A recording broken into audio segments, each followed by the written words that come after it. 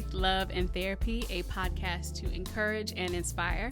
I'm your host, Jamie Johnson, a therapist working in the field of mental health for the last 10 years, and I'm excited about what we're doing today, taking a moment to talk to a good friend who is no stranger to the podcast world, but I will let her introduce herself.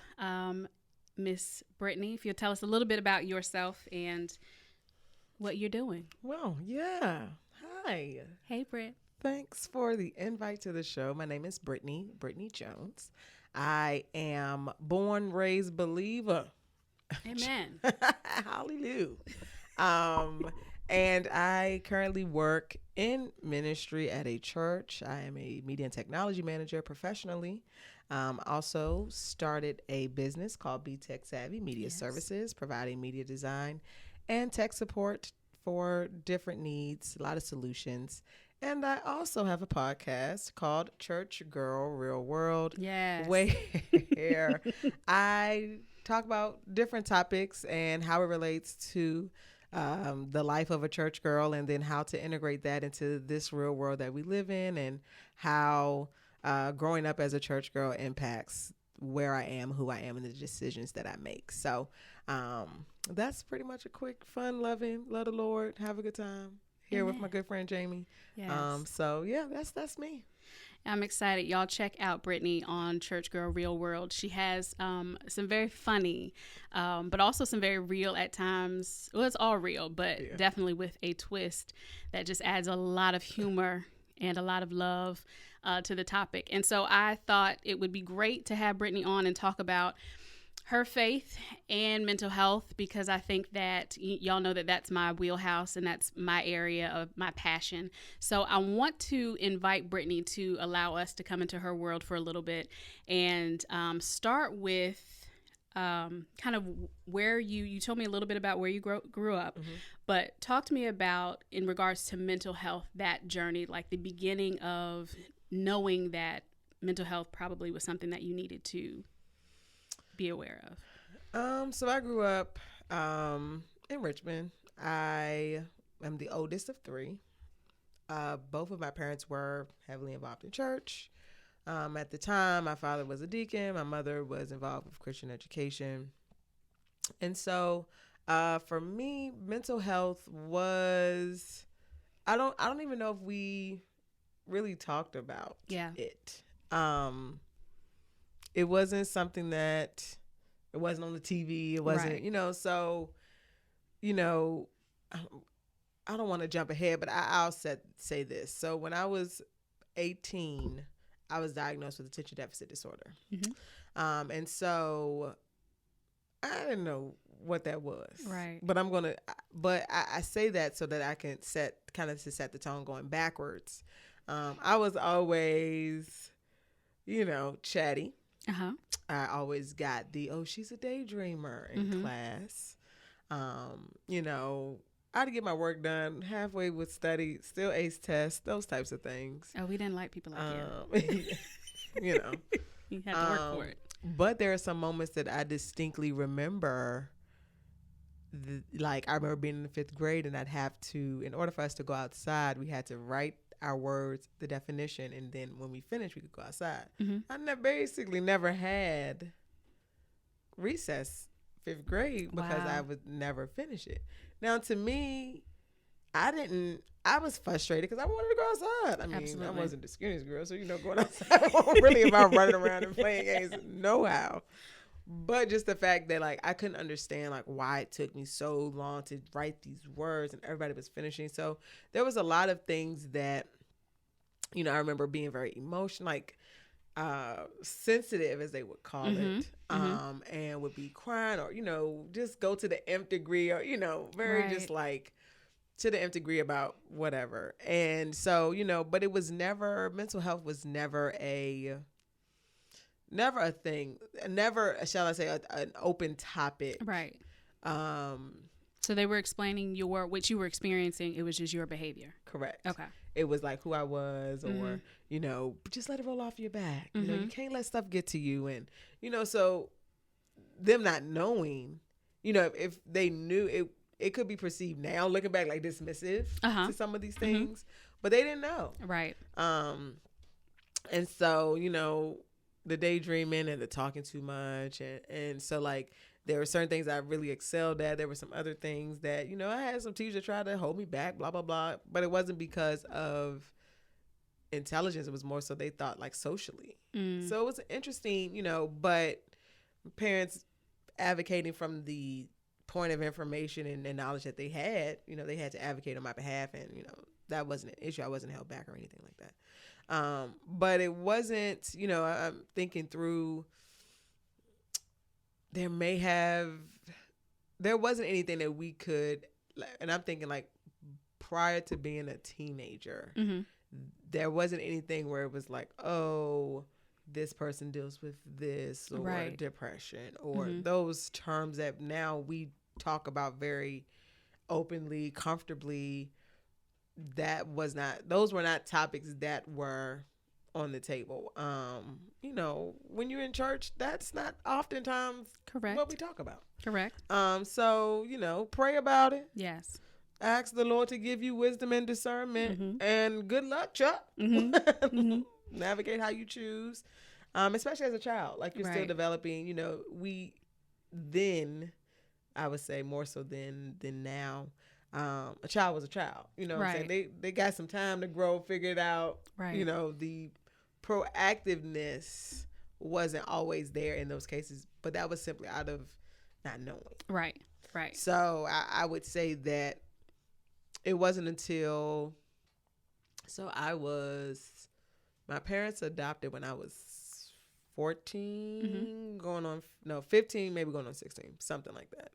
And it wasn't until they started having conversations in reference to my brother needing to, you know, being assessed for these things, or even when the attention deficit disorder commercial started to come on TV, they got big, where it was even something that was in their view, like in their world to even consider. So, you know, and even for me, like, that wasn't, you know, I was always just emotional, you know, crying. Why don't people like me? All of that. Was your brother showing very different symptoms? Well, yes, he was like the listening and, you know, like some of those, the telltale signs for boys. For attention deficit disorder were there. And he was young. And then my cousin, who was only like 2 or 3 years older than him, she got tested for that as well. She was also adopted. So it became something that they were aware of.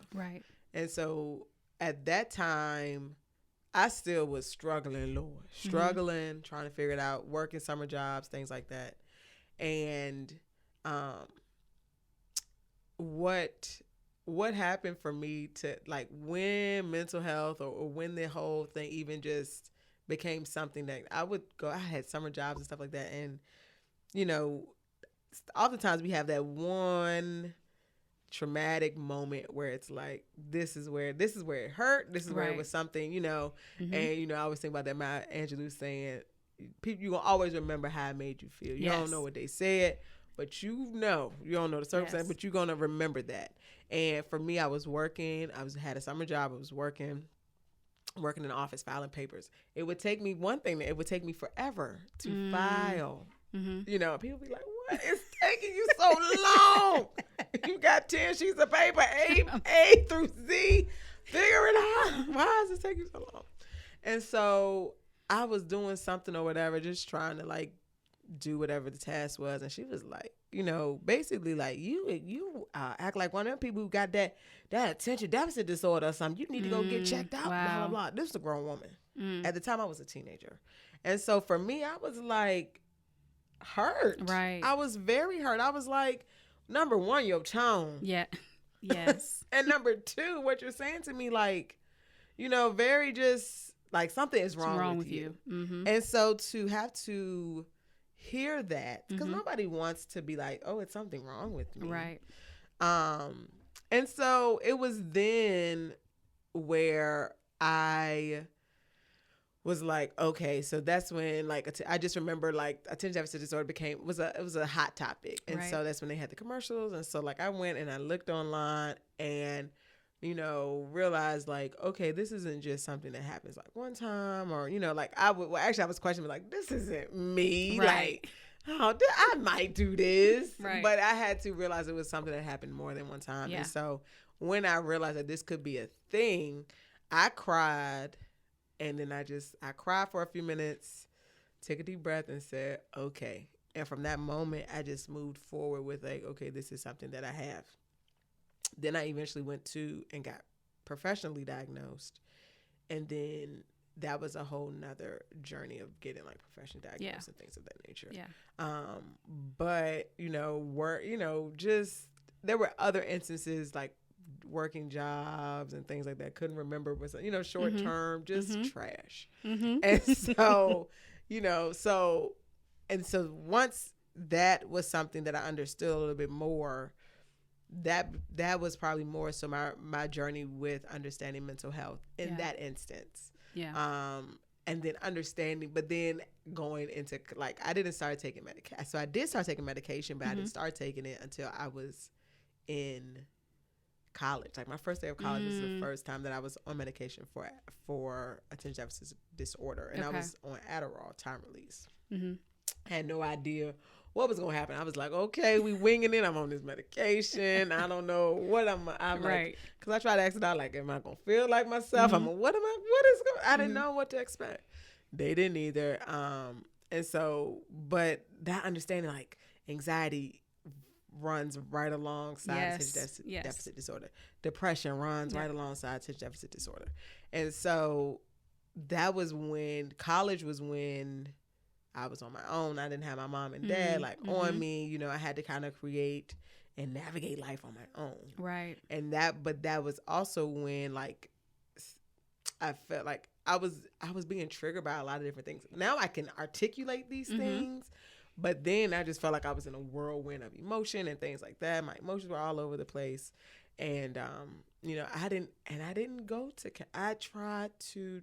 we had a friend that was a counselor, but I didn't go and talk to her. Although the services were available when I was in college, I didn't take advantage of them.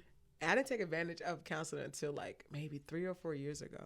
But I should have probably been in counseling a lot earlier than that. Yeah, we're going to tap into that. I want to go back really quick because you said almost like when you formally knew what it was, the tears. Why do you think it hit you knowing? I think for me, some of it was just dramatic. Okay.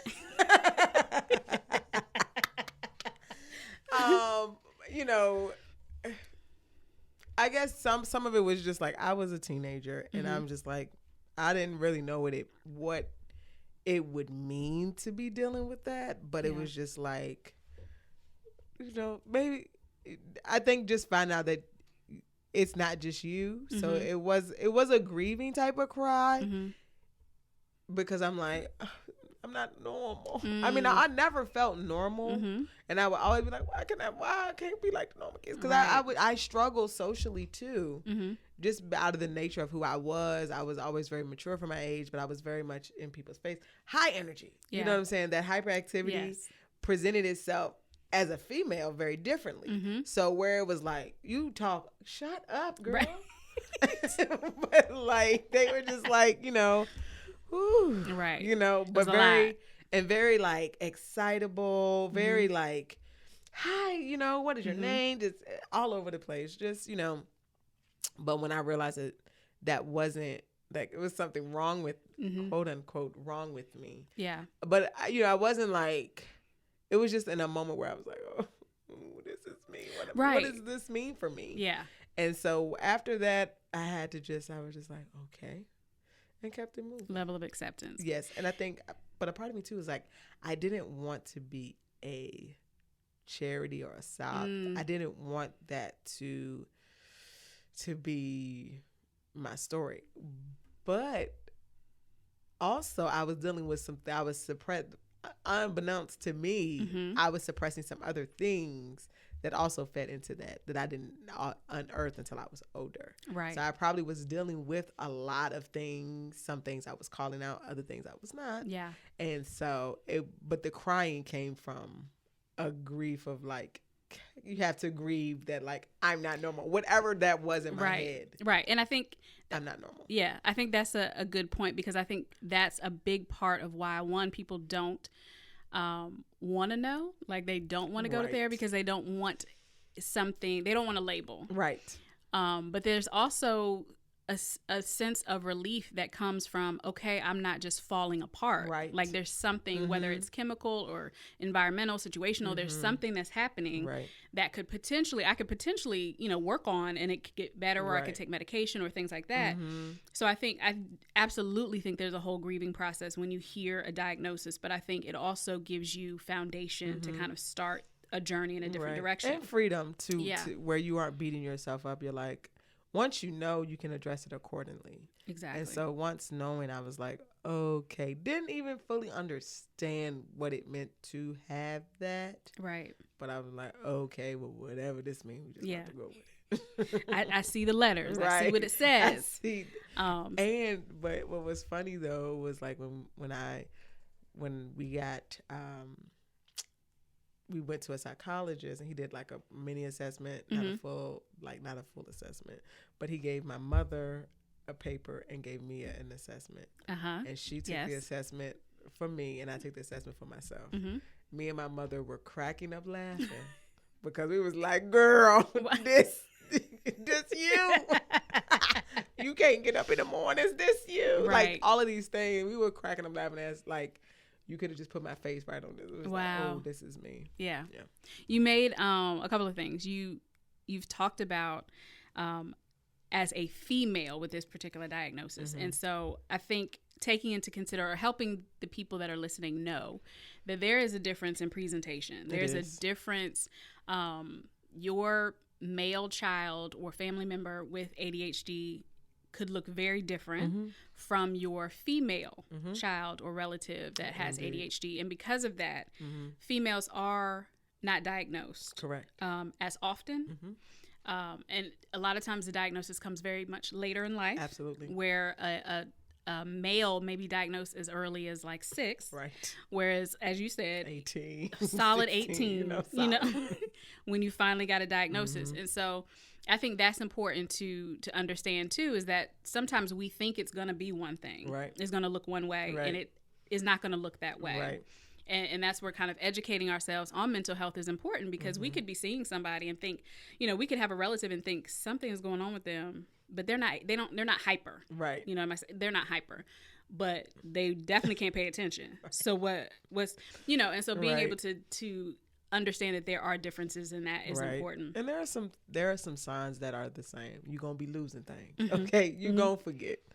And so some of those things too, like,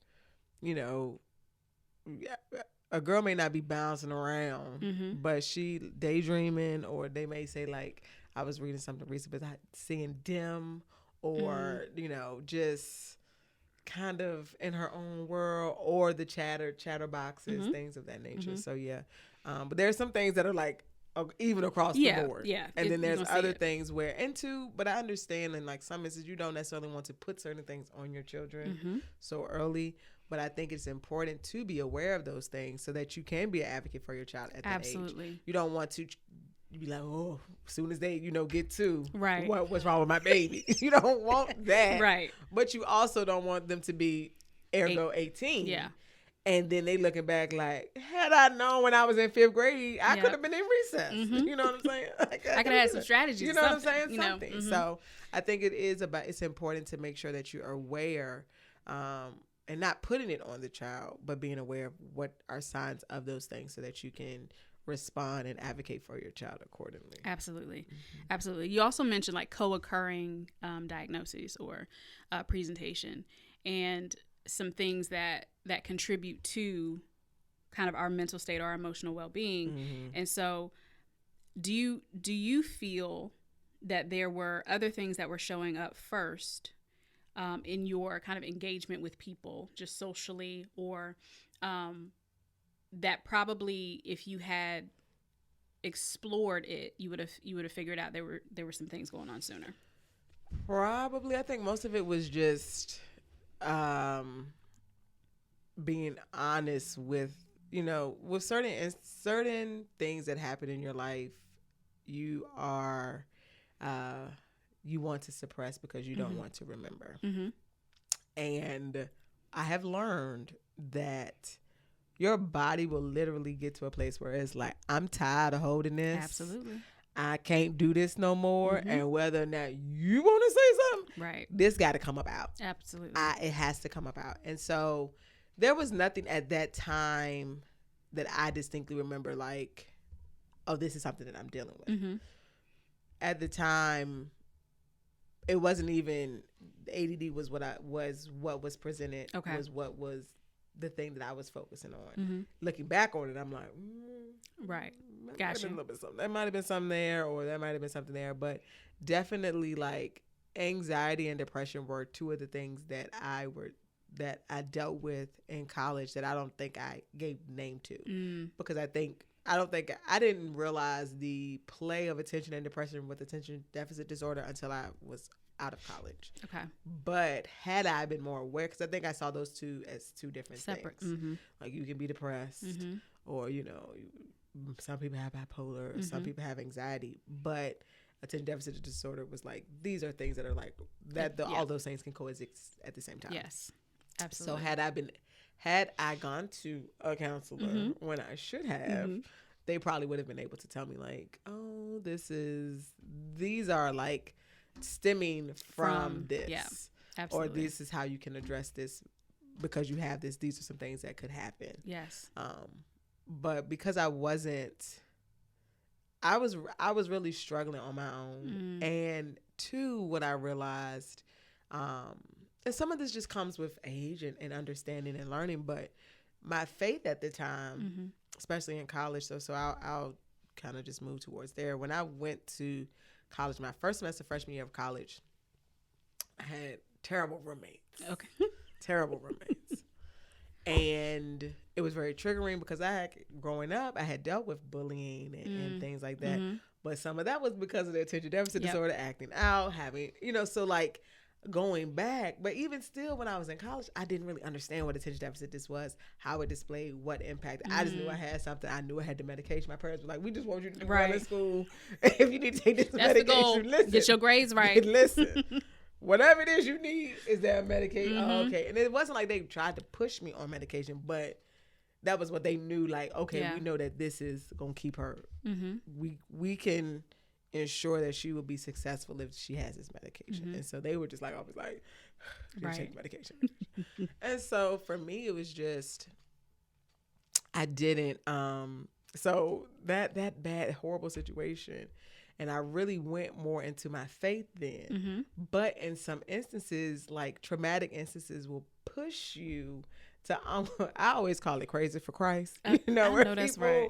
Where people will become like fanatical almost. Yeah. And so it's like everything is just hyper spiritualized. And granted, some of that is because you just have not lived and life has not been able to taper some of that or to curb some of that or to allow you to integrate life experiences with faith. And so all you know is faith. And so that is a problem with not knowing mental health at a young age and just knowing church. Because you know that you're spinning out, but the only resource or tool that I have is prayer. Go to church. And so when those two things, when you praying, but you still feeling like you're spinning, it's like, okay, now listen, now I'm doing what you had told me to do. Yet it's still, I still feel like this. Right. And so for me, that was another thing. It was like, because that was what I knew to do. And mental health counseling and something was something new coming to college. So a lot of it was like identifying the relationship with Christ for myself. But having to like go through some traumatic, what was traumatic, it was because it was a lot of past stuff being brought up as a freshman in college that I had never dealt with as a kid. But now I'm having to deal with that. It's still trying, but still being mature. Like, it was a lot that was going on. People saw me in a certain way. They saw me as this church girl, but it was a lot. Yeah. It was a lot. And so, but had I known that those were components of having to deal with attention deficit disorder, I would have been able to manage it better. And had I known how to properly put my, like, blend faith Yep. with the knowledge of mental health, I think I would have been better off. Yeah. Earlier. Right. Right. When you think about your treatment journey, because you've talked about medication and then eventually starting counseling and then really still tapping into your faith, though. If I hear you saying if you had better understanding, you would have done it differently. What role do you think faith still plays in regards to your mental health? Oh, for sure. Well, it is for me. It is what keeps me grounded. My faith. I don't think that they are two separate things. Right. Mental health, faith can coexist clearly. And I've taken medical approaches. I did neurofeedback therapy as another approach. And then my faith has been consistent throughout. But I think so my faith has been what has kind of kept me, what has pulled me through in those moments. But now that I'm older and understand my diagnosis better, I can put faith in its proper place. And it's not something that, like, yes, it sustains me. So I know that faith is what sustained me. I know it's what kept my mind. You know, they said they kept me in your right mind. Listen, because I have seen and I've had friends who have not been in their right mind. Yeah.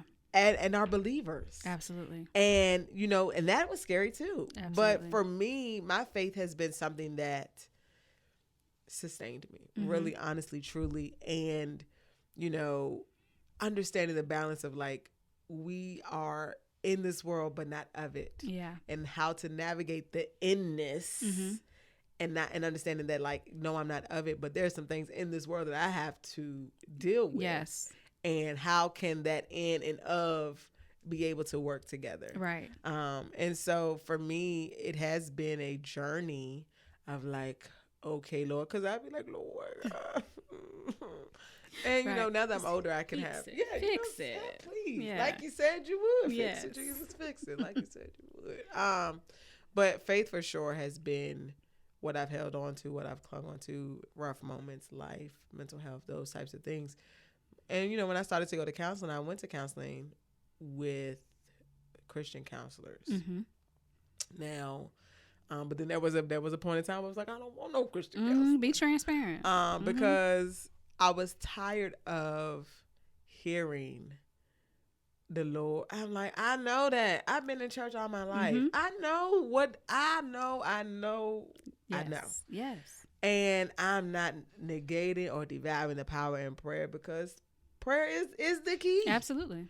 But just as God had to become Jesus, there is another level that there's a level where we need to be able to have someone who's there with us in that moment, in the flesh, in the physical, understanding the role of faith, but then understanding the need for that educational piece of what mental health is. Absolutely. And so I wanted somebody, you know, and I think some of that is the perception too, that a Christian counselor is going to be like, oh, you know. And I'm like, I want somebody that's going to be like, straight up, right? No you need chasing. To get this together. Listen, okay, I need a little pushback. Let me get mad at you a little bit. Yes. And so, you know, but having to find the right type of counselor and those types of things, and so, you know, needing or desiring and I think there's some that different counselors are needed for different things. Absolutely. Because there was a time where, you know, I was struggling with, like, Lord, what have you called me to do? And navigating what that is, and the will of the Lord, and blah, blah, blah, and growing up in church and what that means. And sometimes you need a counselor, or a Christian counselor, who can, like, help you process through some of that. Yes. And then I need somebody that's like, this is the root right here. Let's talk about this. It's going to be hard. It's going to be tough. Absolutely. But you need somebody that's going to be able to hold you accountable in those things. So. Right. Yeah. I think it is. I think it's important for people to have that, or to hear that, because we do, especially as believers, get caught in the phrases of the church. Okay. The cliches of the church. And so when things aren't happening and we're using all the cliches, we are praying our way through it. We are, laying it all on the altar. We are, telling God all stand about our his will. troubles. We are, right. And still there's no relief in trying to figure out, okay, well, did the Lord cancel my membership? Is he not talking to me? Right. Am I not on hearing me? I'm not on the main line? Am I on line 2 or line 3? Right. Pick up. I get on the main line? Put me on the main line. Right. And so understanding that, and I feel like we have to, as the church, kind of get out of that space of thinking that he's going to do it all when he's equipped. If he talks about he's equipped us to do a thing, and if he's given us gifting and he's giving us ability and understanding and knowledge and wisdom, we pray for these things, right, and we're not operating in them, or we're waiting for this moment, right, this miraculous. And please trust me, I believe in miracles. I believe in supernatural. Oh, yes. I believe he is the God that can do it all. But I also believe that there's a purpose for us all being here. And so being able to tap into, like you said, that kind of flesh and have that conversation and process through, I think is part of us loving one another. I don't know. It just, to me, is part of what he desires to see happen in the earth. Right. And so I think that's a critical piece that believers need to hear, is that it's not, you didn't sit your faith to the side in order to trust a counselor. You that thing was intertwined. Yeah, because it's almost like two churchy people. We will take the word of our pastor over a lot of things. And as with him or her, the pastor, you have to allow God to reveal to you what you need out of that sermon. Yes. What seed is planted, and so I think you have to be able to say, like, okay, look, these are things that have been brought up and from this counseling session. Give me the discernment and wisdom to say, okay, this is what I need to learn out of it. This is what I need to, and then praying about it. Okay, God, like, I know that you have used someone else to be a vessel in this moment to bring about this awakening, to bring about this revelation that I'm having to process. And I'm going to need your strength to be able to accept this, understand this, and still know that, like, I can go and I can talk to the counselor and be open and transparent. But on them days when that counselor not there, right, where are you going to? Exactly. And where does your help really come from at the end of the day? So exactly. Yeah. So there's I'll ask it this way. I've been talking about healing, and a lot of people struggle with mental health diagnosis because there's not always a cure, but there is a way to manage for some. And so when we talk about healing and we talk about feeling like, this is something that I have to deal with for the course of my life, or is this something I have to, or that God is going to miraculously heal me from, or that, do you at all have thoughts about that process in mental health and just feeling that this is something that is healed? Is healing something that you think about in regards to that diagnosis? No, I distinctly remember being in college and praying prayers of, like, Lord, please help me to focus better. Lord, if there's a way for me, because what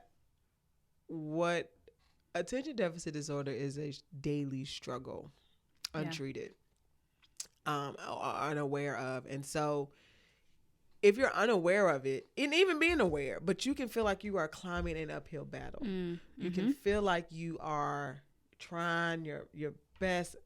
I can sit here and tell you exactly what I need to do, how I need to do it. That do part gets lost. Okay. That follow through be falling through. Yeah. Okay. Yeah. And so I don't know. I wouldn't say that it is a matter of healing, because God can heal. Absolutely. And he could, he could do that. But where I am, it's not necessarily a thing of healing. It's like this song, Lord, don't move my mountain, but give me the strength to climb. You don't have to move my stumbling block, but lead me all around. Right. And so, like, I know that's old. Most of y'all don't even know that. Listen, Mahalia Jackson song that. That's an old song. Old. But that song for me is literally like, what with attention deficit disorder is. You don't got, I mean, the mountain is going to be there. Right. And if you choose to move it, thanks be unto God. But if not, at least give me the strength to deal, the strength to, and the wisdom to be able. And so healing for me is more, I would prefer a level of peace over something that is completely healed. Absolutely. Like if there is not a healing, at least let me have peace with what it is, and arriving to a place of peace and acceptance in a way is healing. Yeah. Because I can acknowledge that I have it. Yes. I can move in a way that is more informed. But if it's going to be there, it's going to be there. But accepting and coming to a place of peace with it is, for me, a place where I feel like I can go on. Like I feel like I can deal with each day knowing or having a peace, a better understanding of what I'm dealing with and things of that nature. So for me, that is a means of healing for me. Yeah. Being at a place of acceptance and peace. And so, I don't know what healing looks like for everybody, because some people expect healing to be completely gone. Right. And so, like, and I always think about people who are on their deathbeds and you have family members that are like, please heal them. Well, they could be healed on the other side. And the reality of that is, like, if you can't come to a place of acceptance or peace, it don't matter which side they healed on, you still gonna struggle. Absolutely. So I think for me, it really is, the healing is, like I said, the healing for me is being able to come to a place of peace and understanding and acceptance. Yeah. I wanted to talk about ADHD because, one, I think it is misunderstood, but I also think that it is very common to hear people talking about it, and it may not necessarily be what it is. People think, right, and kind of use that label over a lot agreed of behavior, things that are displayed. But when you think of your journey and what ADHD has looked like and your process, are there areas where you're like, because of this, I kind of shine in a different way? Like, have you been able to see, like, what it brings? Sure. So, I would definitely say being quick on your feet, because your mind is, it's an ability to kind of be quick. Or you put me the day of in the moment of something, like the day of, I got you. What you need, I will. You need a bridge built that day, got it. I don't know how we gonna figure it out. But some of the processing or critical thinking skills, but the thing is that, like, it has to be, like, in the moment. Like, I can't, to write a paper. Okay. They're like, oh, you want to start the paper 5 weeks out and brainstorming. And I would try, but it would not happen until 2 hours. Right. Okay. And it's not good. But I think some of it too is the ability to being okay with, like, finding different ways to get the same things done. Being innovative in that way. Yeah. I think that is a shining point too. And I have used the chatter to my advantage. Absolutely. And so, and I think too, like, what they don't tell you is oftentimes people with attention deficit disorder have a pretty high IQ. Absolutely. But oftentimes the deficit is what is highlighted. But you talk to a lawyer, you talk to a doctor, these professionals have it. Yes. But it's about leaning into what you find. Once you found your thing, lean into that. Yes. And that's when you kind of know. And it doesn't, some things will just come easy for you. Right. But I would definitely say that those would be the moments where I could just kind of roll with it and kind of very kind of flexible, willing to kind of see the, and it's different for other people, but for me, that's how I feel it has impacted my life for me. Absolutely. I don't always have to, I catch on very quickly to things. If I can process it in a way where I'm like, oh, okay, I understand what that is. But it's very quick for me to catch on to certain things within my wheelhouse. Technology. Yeah. For me, like, that's one thing with my business. Like, I'm very tech savvy and have always been. That's my thing. Right. Now you get me to do something else, maybe not so much. Math problem, no. Not so much. Yeah. But so I think it's also too about recognizing what those strengths are and being able to lean into those things and not feeling shamed. Yes. Or I think some of it too is just being able to have to articulate some of that to people and allowing people to understand that. And I don't think my mother still understands why my room be junky. It's not dirty. It's just junky. That's how my mind works. Right. But if you need something, I got what you know where it's at. Okay. Absolutely. And so I think too, it's also about, that's maybe these aren't the highlights, but these are some things that you have to find a different way to present it to yourself, because I would feel defeated. Right. Attention deficit disorder oftentimes can feel like you're fighting yourself when you sit in this chair and you're like, I really need to get up and do this. I really need to get up and do this. And then, it's not Hour even two. a thing, right? 5 hours later. Yes. And it's not that you don't, and some people will talk about being lazy or not having, and it's nothing of that. It really is your brain be like, okay, literally, I have to be like, let me write this down. Let me write it down. That's a good tip. Write it down. Yes. Sometimes doing things in partner for me, I know it sounds crazy, but sometimes if I really need to like clean something, I'll be like, come and sit and talk with me. Or I'll call somebody on the phone and I'll talk while I'm cleaning or doing something. Right. But sometimes you need that to kind of keep your mind. It's still two things going on, but you're a bit more, it sounds weird, but you're more focused when you're talking to somebody else. Absolutely. At the same time. And so I think it's really just about understanding what it is, what's going to work for you, and then helping people to understand that. And to letting people know, and those who are in your life, letting them know like this works for me or this doesn't work for me, or can you help me with this? My sister is not, me and my sister are very opposite. And, I'll be like, can you like sit in, she'll be like, I'm not doing that. I'm not going to do that. But now that she, like, sometimes she'll do it because she understands, like, not only is it an expression of love towards me, or care, but she understands, like, this is really not her. Like, right. In order to be a help or a help to her, this is something that she would need me to do. Yeah. I think too, it's about having a good support system. Absolutely. And having people who understand. I mean, I know that's not really what you asked me. I'm kind of like no going all around. Ma'am, you have ADHD. It's fine. But it makes conversations it fun. Does. It does. But actually, in the fact that I can follow you, like I can, you fine. Because all of those things, I think, one, you help to see the differences you bring to the situation, but also, like, you are right. Like, so many people that have ADHD, their intelligence level is super high. The distraction is like y'all's favorite place because you become hyper focused on what you need to get done. Right. Whereas people without it are like, somebody need to turn off the lights, turn the sound down, like everything needs to be quiet. And music, so talk to me, all the things. Yes. So like there's this, and I'm not saying this in a joking way because I really do believe it. There's kind of like this superpower that y'all kind of possess in that way. But because the label attention deficit, like it leans, like you said, on the deficit. And that's where the struggle with mental health is that they're leaning on the deficit.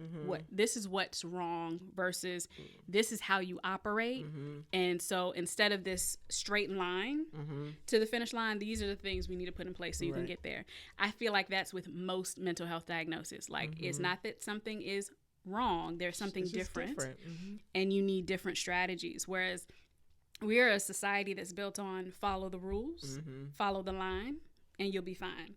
Whereas you literally can't do that. This is exactly. Like, there ain't never been a line. I'm gonna go over here. I'm gonna come back. We're gonna work our way through it. But I think that there are a lot of. That's why I wanted to ask the question, because there are a lot of amazing things that you all tend to be able to bring to any kind of dynamic, whether it group relationship, that sort of thing. So I want to ask one last question. I think it's gonna be my last. I think. That's fine. Okay. I want to ask, because I asked the positive, but what are the things that, looking back, that you would tell someone to, if they thought someone had ADHD, you would tell them to do differently? How could they potentially help someone that may have the diagnosis, they're considering they may have it, or even they know they have it? Having it. So like I said, as a kid, you want to look at some of those more like a middle things. So like forgetfulness, misconception of time. Oftentimes, and that could be like waking up in the morning, getting a good start, shifting gears, like trying to, you know, go from one thing to another.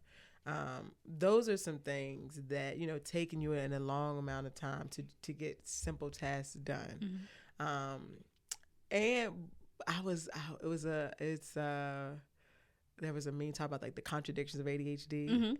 So like, we don't want to be told what to do, but having accountability also helps us. Okay. And so but the thing, it really, for me, it's what I would say is like, you have to understand that person and you have to come alongside them. If you're trying to tell somebody who has attention deficit disorder what to do, you don't already start off wrong. because we don't like to feel, we feel insulted because it's not a reflection of our intelligence. We know how to do it. We can tell you how to do it. But it's understanding like we may need a bridge, a handout, like not a handout in like, oh, but you know, like someone who's like willing to come alongside them and say like, okay, provide guardrails. We don't need, that's a good visual. Still need space to, because we're going to hit the pins. We ain't going to, and just because it's guardrails don't mean you get a strike. There you go. But it does help us not get a gutter ball. And once we get stuck in a gutter place, and that can oftentimes be very much, we ruminate a lot. We, you know, can feel very defeated in those things. So if we find ourselves in a gutter place, it's hard to get out. But if we can have people who can provide guardrails, like, hey, tap it over here, girl, maybe want to try to, you know, like, and in word and in deed. Sometimes it is about sometimes I've had, you know, people, sometimes like somebody will clean, like I've had friends come over and help me clean my room. And that's an embarrassing thing to say as an adult.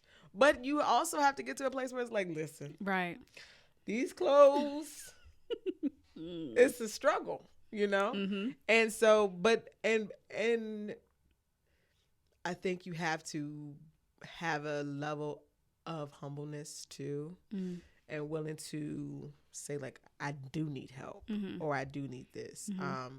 And two, like understanding that it may take some, the heart of it is there. And you have to sometimes understand the heart of the person and understand like what they want and where they're trying to go. See that, like come along with them with the vision that they're casting, and then help them to articulate what it is. Because oftentimes we need help, but we don't know how to articulate it. Yeah. But that's in general. We have a hard time articulating our thoughts because we have a whole bunch of words, or sometimes the words aren't there. But we know, but we just can't give them to you in that moment. That's right. And so I think sometimes it is about being patient. Yeah. Finding tools that are going to work, because what works for somebody may not work for somebody else. Right. And being willing to get because you're going to get emotion. We're very emotional. If undiagnosed and untreated, now some of us will cry. And I always think of, what's her name? Tina from Mary. Whether she want to say it or not, sis. I'm gonna just say signs. Right. I'll say signs. Y'all here diagnosing. Listen, I can't do that. I don't got a degree to first in that. But how she went to like really a lot of extremes and things like that. And it's too about don't condescend. Like don't make us feel like we don't know, or don't make us feel like, oh, you just, you know, no, like. But if you take the moment to understand us, walk alongside us, and let us know that, because we've always are kind of in fight mode because we don't know, we don't want to appear like we can't handle, we don't know what we're doing. Right. And then when you bring it up, like, why are you doing this? And it's just like, right, don't do me like that. Don't do that. Please don't do that. So I think it's really about how you approach someone who's dealing with that, and being willing to be understanding. And, you know, it may, in some requests or some instances that they're dealing with, it may seem like, why are you dealing with that? Right. But understand, like, if you could just help me, and I'm not asking you to understand me right now. I just need your help. Absolutely. I need your assistance. And I think if there was more understanding about that, and to like let people figure it out the way they want to figure it out. Sometimes medication works for people. Yeah. Sometimes it doesn't.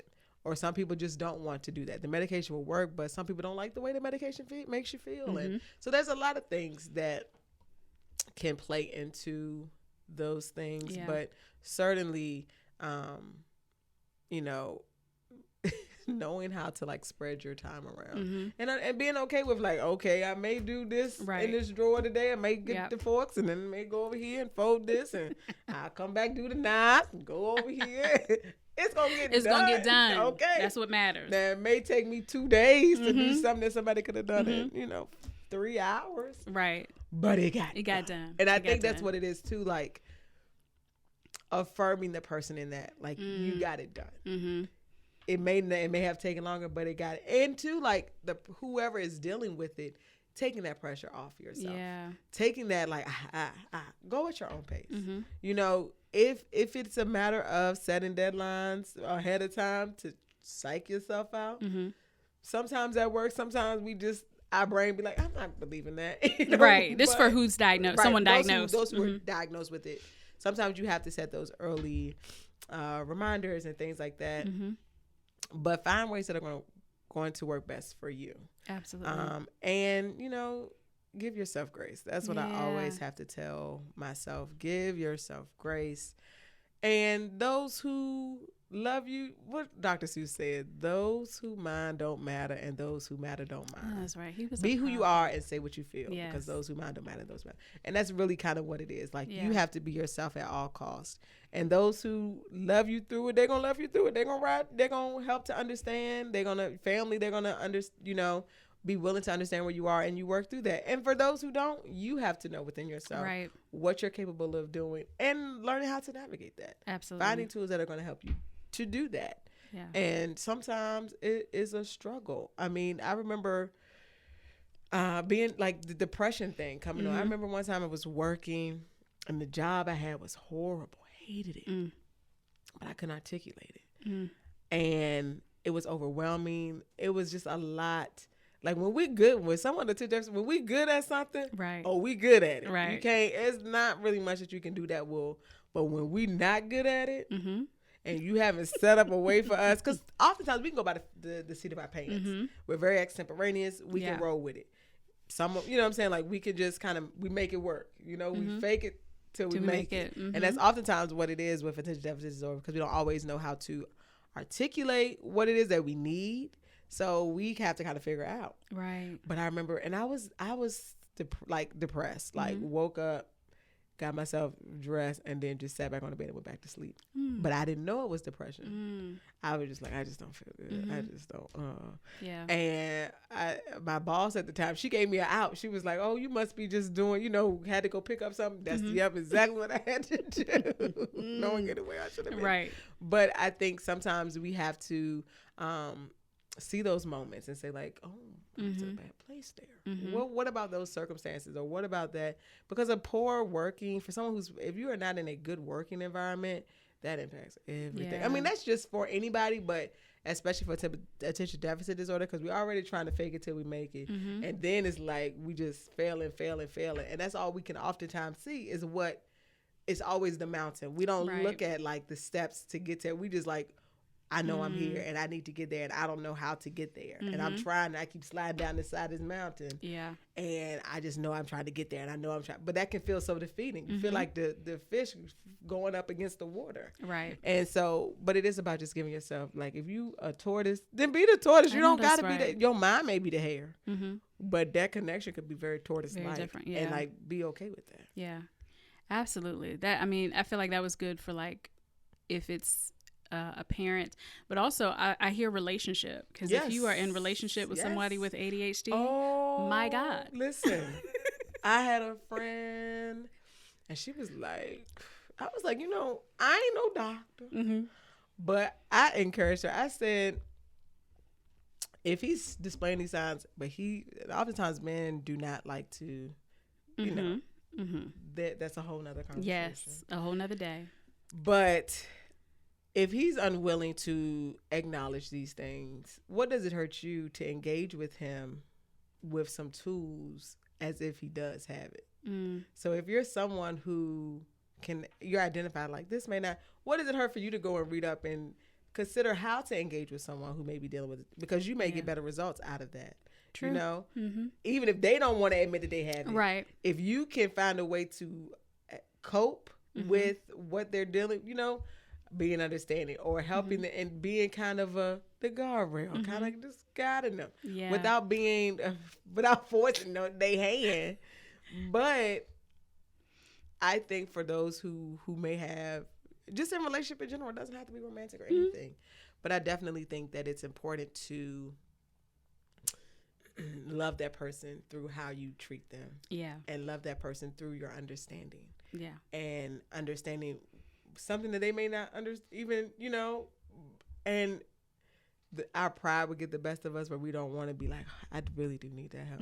But I know if somebody came over and sat with me, and, you know, I've had friends that have come and just sat, and it's just been so helpful. Yeah. And, you know, we not going to say like, can you come? Right. Y'all not going to ask us. Can you come sit with me? Now, if I'm in a need, if I really need it, that's one thing. But 9 times out of 10, we don't know how to ask for it. But when you offer it to us or give it to us, we can be like, that's exactly what I needed. That's exactly. And it could just be like, girl, just talk to me. Yeah. That's all I need. That's all I need. That's all I need. So, yeah. This is good. I'm going to have to probably talk to Britt again. I don't know if y'all have ever dated somebody with ADHD. I have. I'm going to have to talk to Britt again. But it's a handful. It's a handful. I mean, and I think too, like, some of it too is like communication. Absolutely. It's a lot of things that attention deficit disorder impacts. Like there's, like you said, the positive, and then there's those negatives. So yes, we can be good communicators, but what we communicate, how we communicate, yes, ma'am, isn't always the message that we want to convey. Yeah. And sometimes because with attention deficit disorder, there's impulsivity. Like a mug. That's another thing. I know you're about to close this, but that's another thing. The impulsivity when it comes to like spending, when it comes to like, I mean, like holding or retaining jobs, because you can become bored. Yes. And when you become bored, if it's not something that you're already interested in, because you can find interest in the things that you're interested in, it's always something that you can learn. Right. But impulsivity, financially, impulsivity, it's still a struggle. Okay. Bless God. Okay. Because he's a provider. He provides. Always provides. But I'm like, okay, God. Yeah. And it does take, and that's where some of the, you know, the tithe and some of those things are hard to do because you haven't. Right. You know, people like just get on a budget and save, and it's like, right, it's not like that.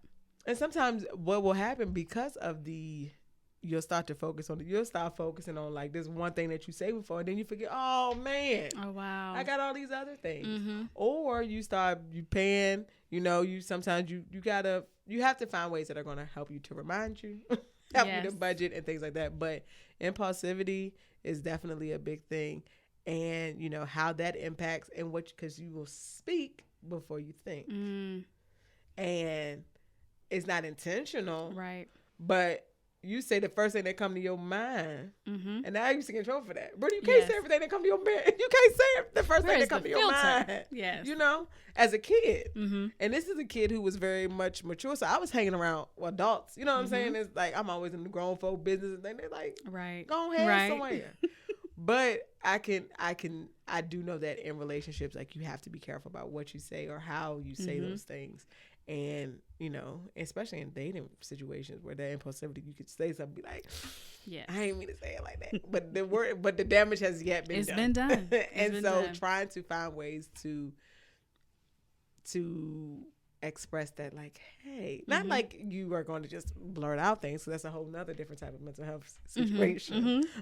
But it is about just understanding like what your proclivities are.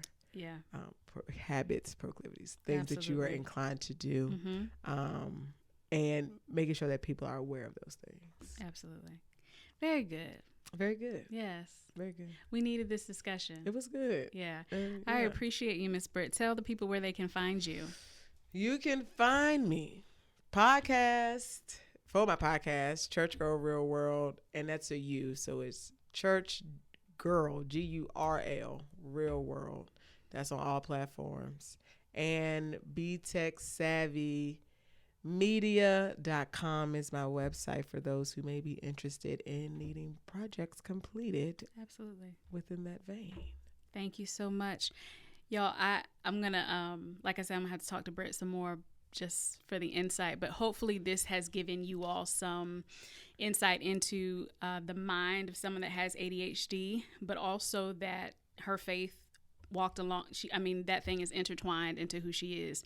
And so she didn't have to really sit aside treatment and process and dealing with her stuff in order to, love God. It's all part of this journey. So thank you, Miss Britt, for bringing your expertise today. No, thank you for the opportunity. And I will catch you all next time on another episode of Faith, Love, and Therapy. Bye-bye.